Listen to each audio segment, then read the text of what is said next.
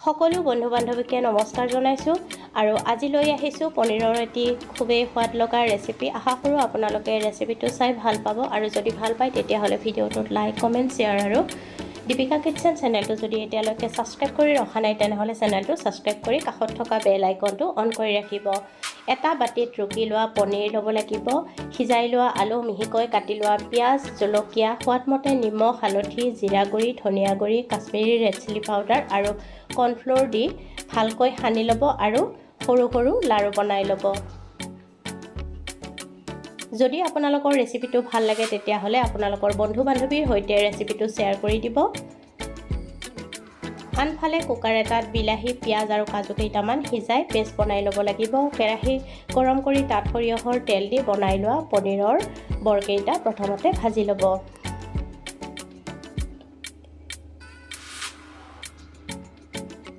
আনফালে মিক্সি জাৰত বিলাহী, পিঁয়াজ আৰু কাজুৰ পেষ্টখিনি বনাই ল'ব। সেই তেলখিনিতে গোটা জিৰা আৰু শুকান জলকীয়া দি বনাই লোৱা পেষ্টখিনি দি ভালকৈ লৰাই কিছু সময় ভজাৰ পিছত জিৰা গুড়ি, ধনিয়া গুড়ি, কাশ্মীৰী ৰেড চিলি পাউডাৰ আৰু গৰম মছলা গুড়ি দি ভালকৈ 5 মিনিটমান সময় ভাজি ল'ব।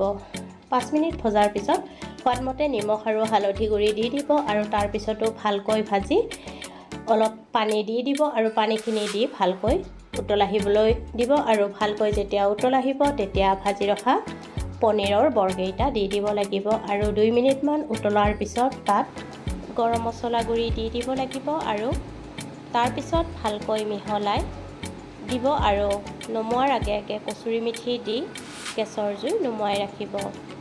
এয়া পনীৰৰ টেষ্টি ৰেচিপি ৰেডি হৈ গ'ল।